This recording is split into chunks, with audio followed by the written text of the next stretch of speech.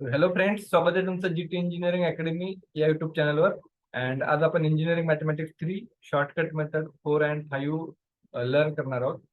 So जर तुम्ही shortcut method 1, 2, 3 जर तो व्हिडिओ जर अजून पाहिला नसेल तर तुम्ही तो पाहू शकता. त्यामध्ये तुम्हाला 3 मेथड इझिली समजून जातील. अँड आज आपण शॉर्टकट मेथड 4 अँड 5 स्टार्ट करणार आहोत. सो जर चॅनलवर नवीन असताल तर चॅनलला नक्की सबस्क्राईब करा अँड मित्रांसोबत तुमचं शेअर करा. कमेंट करून मला कळवा की आणखीन कोणत्या टॉपिकवर तुम्हाला व्हिडिओ पाहिजे. मी नक्की हेल्प करेल की त्या टॉपिकवर व्हिडिओ बनवण्याचा. सो आता आपण व्हिडिओला स्टार्ट करूया.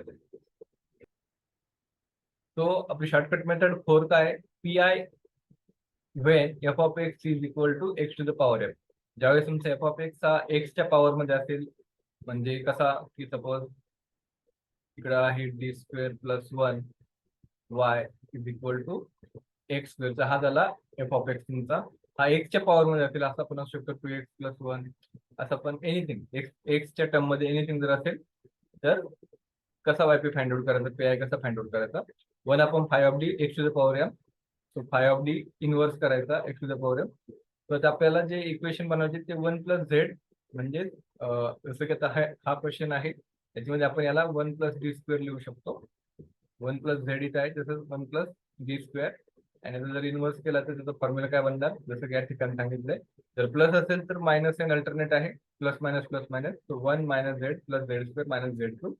आणि मायनस असेल तर सगळे प्लस आहे. तर फॉर एक्झाम्पल इथं x² आहे हा, तर याचा कसं येणार, z म्हणजे कोणता, हा d². 1+z 1+z, z म्हणजे d². तर त्यानुसार 1 -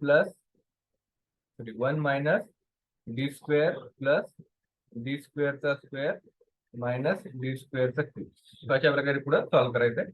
जस्ट तुम्हाला लक्षात ठेवायचंय आपल्याला एक तर 1+z मध्ये आणायचंय 5 किंवा 1 - z मध्ये आणायचंय, त्यानुसार सॉल्व्ह करायचंय.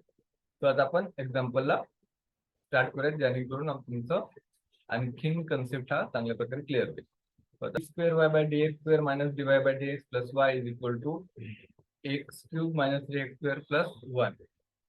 सो त्यातून जर आपण आपल्याला वायपी फाइंड आउट करायचं आहे तर d/dx ला आपण कॅपिटल डी ने रिप्लेस करूयात. तो तुमचा क्वेश्चन होईल d² minus dy plus y is equal to x³ minus 3x² plus 1. y जर कॉमन काढला तर d² minus d plus 1 is equal to x³ minus 3x² plus 1.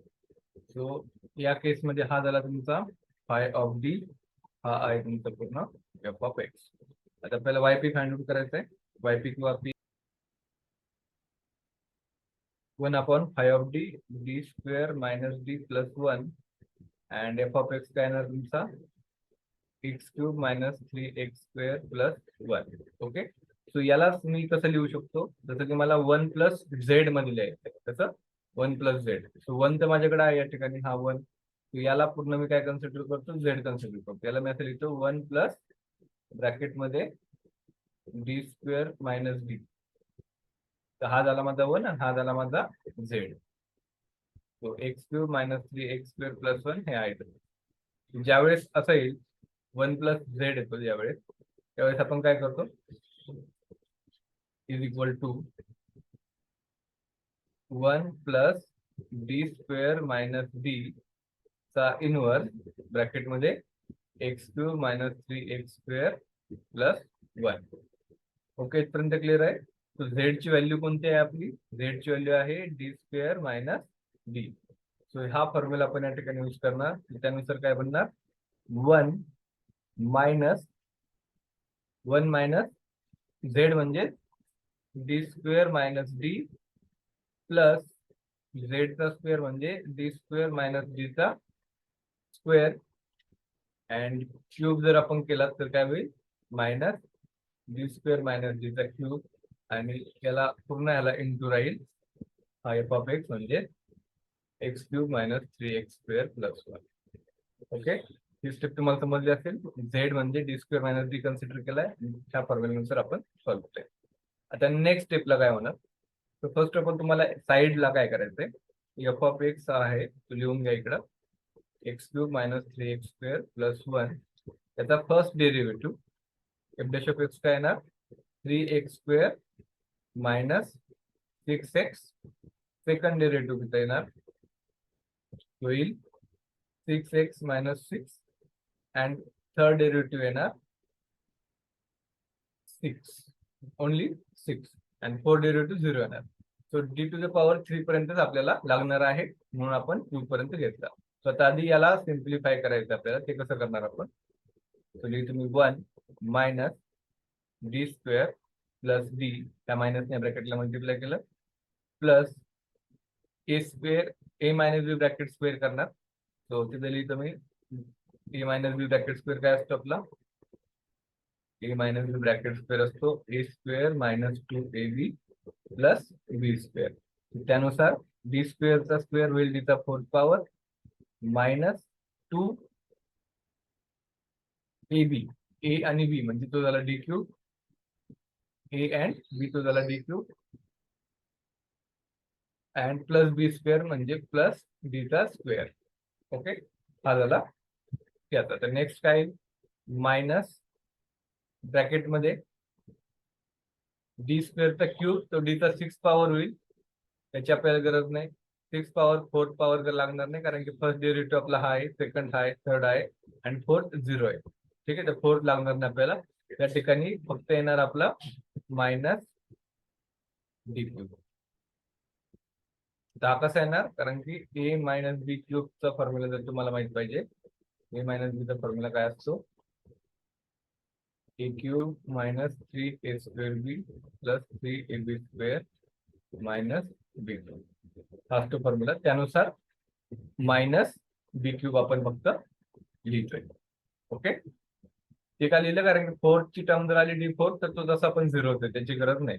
आणि इकडे ब्रॅकेटमध्ये x³ मायनस 3x² प्लस 1 वापस एकदम एक्सप्लेन करतो. हा 1 लिहिला minus b² plus D minus multiply केलं ए मायनस बी स्क्वेअरचा फॉर्म्युला यूज केला डीचा fourth power minus 2d cube A बीची multiplication plus D square minus sign ह्या पूर्णचं ए मायनस बीच्या नुसार फक्त डी क्यूब घेतला कारण की डीचा फोर्थ पॉवर 0 येणार आहे. आता नेक्स्ट स्टेपला काय होईल त्याला सिम्प्लिफाय जर केलं तर 1 आहे तसंच घेऊया minus D square plus D square हे झाले पूर्ण कट. ठीक आहे डी फोरची व्हॅल्यू 0 येणार आहे तर डी फोर घ्यायचं पण गरज नाही. त्यानंतर प्लस डी आणखीन डीची टर्म कोणती आहे का नाही plus D minus 2d cube आणि हा मायनस मायनस प्लस तर ते किती होईल फक्त मायनस डी क्यूब. हा एवढंच राहील x³ मायनस 3x² प्लस 1. आता नेक्स्ट लास्ट स्टेप काय 1 ह्या पूर्ण ब्रॅकेटने याला मल्टिप्लाय करायचं 1 इंटू ब्रॅकेट x³ मायनस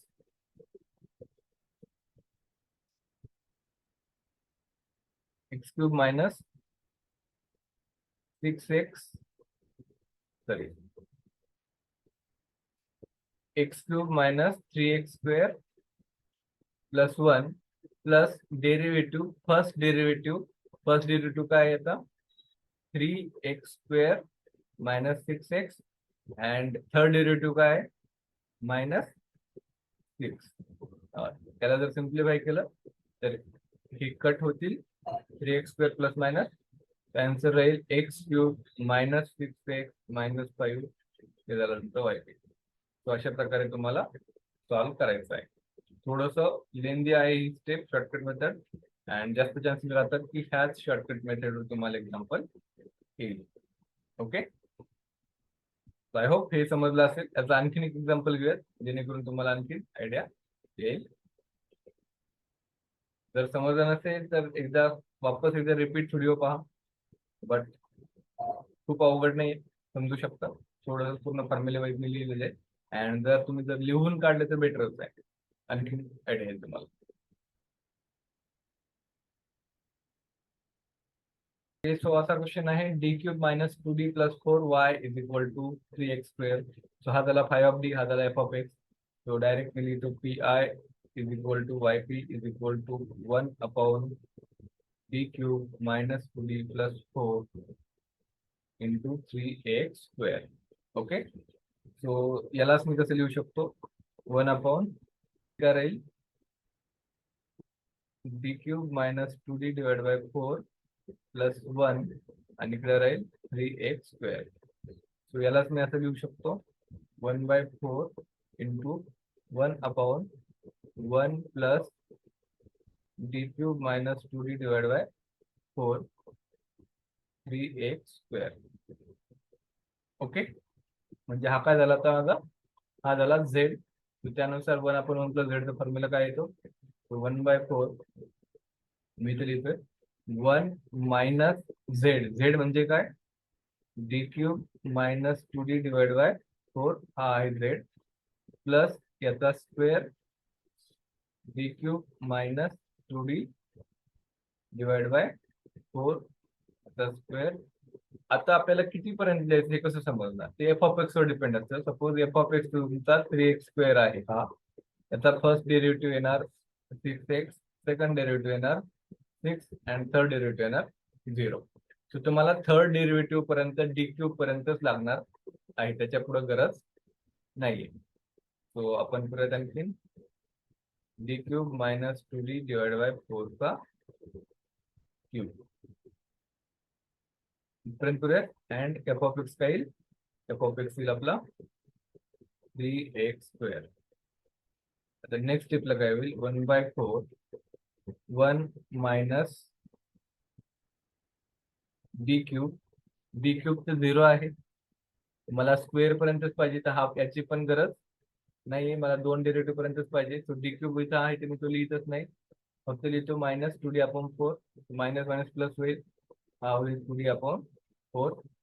त्यानंतर आता a मायनस b स्क्वेअर कसा असतो, मगाच्याप्रमाणे a² minus 2ab plus b². So a² चा d⁻6 होईल. ब्रॅकेट स्क्वेअर काय असतो, a² minus 2ab plus b². So या केसमध्ये d³ चा स्क्वेअर d⁻6 होईल, त्याची आपल्याला गरज नाही, आपल्याला d² पर्यंत पाहिजे. मायनस 2ab म्हणजे हा d⁻4 होईल, तो पण नाही पाहिजे. अँड मायनस 2d² चा स्क्वेअर टू b² तो येईल 4d². तर स्क्वेअर चालेल आपल्याला, तर मग येईल 4d² डिवाइड बाय हा 4चा स्क्वेअर किती येईल 16. ओके, अँड नेक्स्ट स्टेपची गरज नाही, तो इथे येईल 3x². इथपर्यंत ओके आहे. आता नेक्स्ट कसं करणार, याने याला मल्टिप्लाय करायचं, तुमचा आन्सर येईल आता इज इक्वल टू 1/4 ब्रॅकेटला जर आणखी सिम्प्लिफाय केला आपण तर ते येईल 1 plus d/2 plus d²/4 3x². Okay, so 1/4 हे इज 3x² ने मल्टिप्लाय केलं, प्लस 3x² चा derivative that is 6x divide by 2 plus double derivative that is 6 divide by 4. तुमचा आन्सर राहील 1/4 3x² प्लस 3x प्लस 3/2. हे झालं तुमचं answer. yp is equal to 3x² plus 3x plus 3/2. And one more step तुम्ही बाहेर करू शकता, 3 जर कॉमन काढला तर 3/4 हे राहील x² प्लस x प्लस 1/2. अशा प्रकारे तुमचा झाला हा क्वेश्चन सॉल्व. थोडासा लेंदी आहे बट इझी आहे, करू शकता तुम्ही. ठीक आहे, तो ही झाली केस नंबर 4. आपण केस नंबर 5 बघूयात. शॉर्टकट मेथड 5 पाहू. शॉर्टकट मेथड 5 काय आहे, pi when f(x) is equal to e⁴x into v. v is the any function of x, म्हणजे x असेल, sin x असेल, एनिथिंग असेल x च्या टर्म मध्ये. सो yp काय येईल 1/5 of d e⁴x into v, and d ला replace करायचं आपल्याला d प्लस a मिळेल. त्याच्यात आपण एक्झाम्पल सॉल्व्ह करूयात. ओके, सो असा हा क्वेश्चन आहे, d² minus 4d plus 3y is equal to x³ e⁴2x. तुम्ही ओळखणार कसं, e⁴ax आलाय आणि त्यासोबत x ची पण काहीतरी टर्म आहे, तो ही आहे case shortcut number method 5. So याला कसं करणार आपण, yp is equal to 1/d² minus 4d plus 3 e⁴x³ e⁴2x. ठीक आहे, फर्स्ट स्टेप अशी लिहिणार. त्याच्यानंतर e to the power 2x या साईडला करायचं 1 अपॉन इथे काय करणार d is replace by d plus A म्हणजे d प्लस 2 करावं लागेल. सो तुमचं आन्सर काय येईल d च्या जागेवर काय टाकणार तुम्ही d plus 2. So d plus 2 चा square minus 4 d plus 2 plus 3 and into x cube.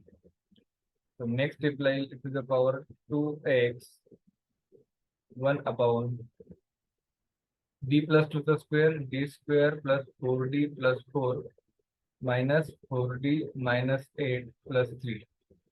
याला सिम्प्लिफाय केलं x cube. So next step will to the power 2x into 1 upon d square plus 4d minus 4d cut will 4 plus 3 7 minus 8 that is minus 1 x cube. Okay, so the next याला कसं solve करणार वापस इथे आता की shortcut method 4 use करायची.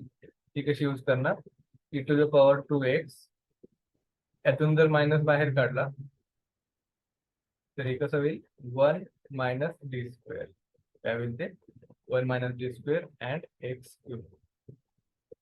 तो यालाच आपण लिहू शकतो minus e to the power 2x 1 minus D स्क्वेअरचा inverse X cube. So 1 minus D square म्हणजे 1 मायनस झेडचा फॉर्म्युला काय असतो 1 मायनस झेड इनवर्सचा 1 plus Z plus Z square plus Z cube. आता एक्स क्यूब आहे कितीपर्यंत घ्यायचा कसं करणार पहिला डेरिव्हेटिव्ह येईल 3x स्क्वेअर सेकंड डेरिव्हेटिव्ह येईल 6x अँड थर्ड डेरिव्हेटिव्ह येईल 6.